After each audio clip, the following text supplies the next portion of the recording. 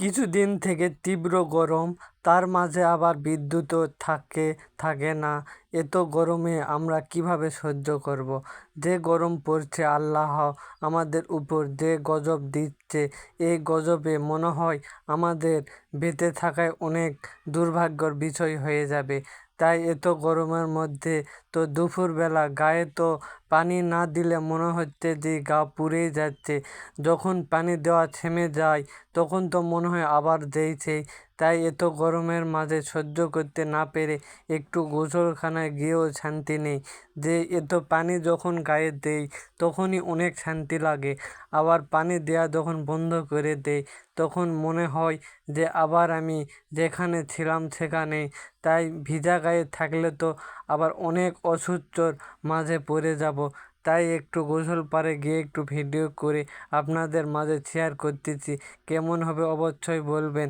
তা আল্লাহর আমাদের মাঝে আল্লাহ, তার মাঝে আবার আমরা আল্লাহর ইবাদতও ভুলে গেছি অনেকেই। তাই আমাদের মাঝে এমন গজব দেওয়াটাও একটা বিষয়। তাই বলি কি, আমরা জীবনে আশ্বিন মাসে আমরা এত গরম দেখিনি। যে আশ্বিন মাসে এতটা গরম হয় সেটা জীবনের বয়সে আমি দেখিনি, সেটা এই বছর দেখলাম। যে আজ 25টা বছর পর দেখলাম যে আশ্বিন মাসে গা ছিনছিন করে, কিন্তু আশ্বিন মাসে এতটা গরম এটা কখনো ভেবেনি। ভাদর মাসে গরম হয় এটা আগলা লোকেরাও বলতো, এবং কি এটা সকলেই বলে যে ভাদর মাসে গরমে তাল পাকে, কিন্তু কখনো দেখিনি যে আশ্বিন মাসের গরমে তাল পাকে। সেটা এবছরই আমি দেখলাম নিজ চোখে। ঠিক আছে, তারপরও আমাদের তো বেঁচে থাকতে হবে। তাই এত গরমের মাঝে আমরা কিভাবে বাঁচে থাকবো? তাই একটু গোসল পানি দিয়ে একটু ঠান্ডা হচ্ছি।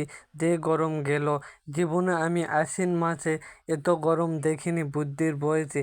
ভাদর মাসে গরম হয় এটা বেবাকেই জানে, কিন্তু আশ্বিন মাসে যে এতটা গরম হয় তা কখনোই ভেবে পাইনি। তাই একটু ভিডিও